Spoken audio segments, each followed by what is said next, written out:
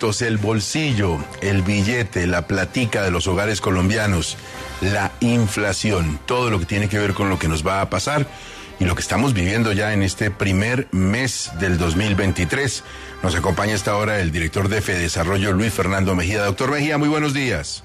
Hola Gustavo, buenos días. Un saludo muy especial. Gracias por la invitación. ¿Cómo estamos de inflación? ¿Cómo arrancamos el año?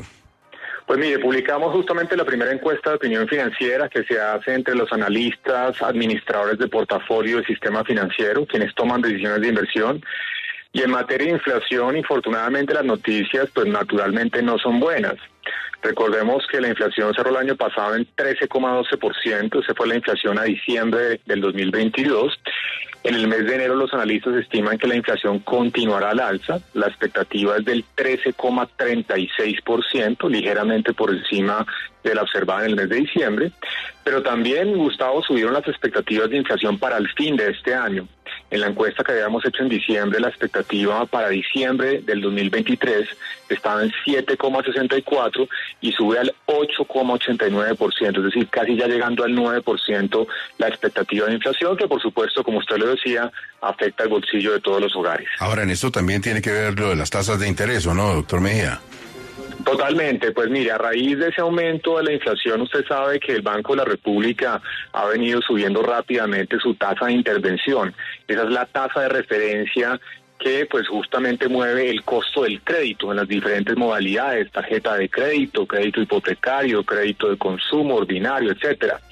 Pues mire, la tasa de intervención del Banco de la República cerró en el 12% el año pasado y la expectativa por parte de los analistas es que en la próxima reunión de este mes de enero el banco continuará subiendo su tasa de intervención y la fijará en 13%, es decir, subirá 100 puntos básicos. ¿Por qué?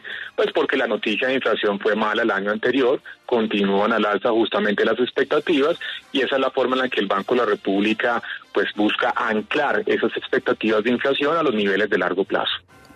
Doctor Mejía, los colombianos todavía nos faltan más alza, falta el aumento de los combustibles que va a seguir dando alrededor del año, a lo largo del año, y falta todavía el incremento del impuesto a los alimentos ultraprocesados. Con esto usted está viendo que en el país la inflación va a seguir siendo más arriba en lo que va del año. Pues mire, lo primero es que indudablemente la inflación este año va a estar por encima del rango meta que fija el Banco de la República. Recordemos que ese rango meta está entre el 2 y el 4%, con una meta puntual del 3%. Este año, indudablemente, la inflación va a estar por encima de ese rango. Como les comentaba anteriormente, la expectativa del mercado es que cierren 8,89% la inflación.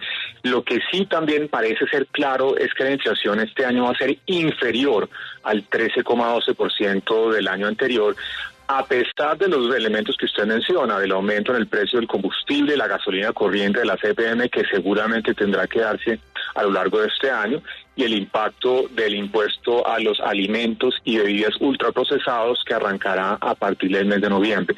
Entonces, a pesar de esos elementos, vamos a tener una inflación inferior a la del año anterior, pero todavía por encima de ese rango meta del 2 al 4% que se fija el Banco de la República. ¿Qué tienen que esperar los colombianos, los oyentes de Caracol Radio, en materia de su propio bolsillo frente a estas cifras? Pues mire, otro elemento importante que afecta naturalmente el bolsillo de los hogares, Gustavo, es el crecimiento económico. ¿Y por qué? El crecimiento económico es la fuente primordial de generación de empleo y eso, por supuesto, pues es el ingreso primordial de los hogares en Colombia. Pues miren, en esta encuesta hay una noticia ligeramente positiva, no tanto, pero al menos mejora la expectativa de crecimiento económico para este año.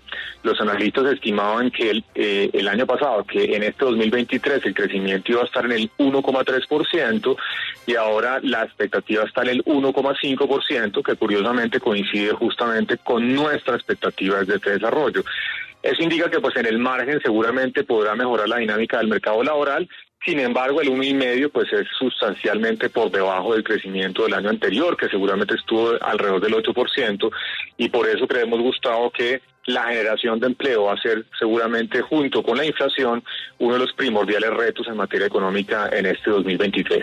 Doctor Mejía, ¿cómo estamos en materia del escenario internacional? ¿Qué tanto nos influye y a veces nos golpea? Pues mire, Curiosamente, en este principio del año las noticias han sido mejores que lo que estimábamos nosotros, los analistas en materia internacional. Estados Unidos completa ya 3 meses consecutivos de reducciones en su inflación. Eso implica que seguramente las tasas de interés en ese país no van a tener que continuar subiendo tan rápidamente. Las noticias de China, que es un jugador muy importante a nivel mundial por el tamaño de su economía, por las exportaciones, por la demanda que hace de materias primas como el petróleo y el carbón, pues China ha abandonado su política de COVID-0 y eso seguramente reactivará un poco más rápidamente su economía. En ese sentido, pues usted ha visto cómo el peso colombiano y todas las demás monedas se han venido fortaleciendo frente al dólar, eso es una gran noticia, y eso pues seguramente generará que el crecimiento económico puede ser un poquito más alto de lo que habíamos estimado. Entonces el ambiente internacional luce mejor, obviamente todavía con incertidumbres, pero indudablemente que las noticias sí han sido bastante más positivas de lo que esperábamos. Doctor Mejía, entonces sube un poquito la inflación, el escenario internacional podría no ser tan caótico y podríamos tener un crecimiento de la economía. Así es, 1,5%, naturalmente muy por debajo del crecimiento potencial. Ahí tenemos que monitorear, como le mencionaba anteriormente, Gustavo, el comportamiento del mercado laboral. Ojalá que el gobierno pueda implementar un plan de choque, especialmente en lo que tiene que ver con infraestructura, que es un gran jalonador del empleo, especialmente en este año de cierre de las administraciones locales, gobernaciones y alcaldías, que permita jalonar el empleo y evitar un deterioro pues de esa tasa de desempleo que continúa siendo muy alta. Doctor Mejía, muchas gracias como siempre. Con mucho gusto, Gustavo, un saludo muy especial, gracias, saludo para todos los oyentes.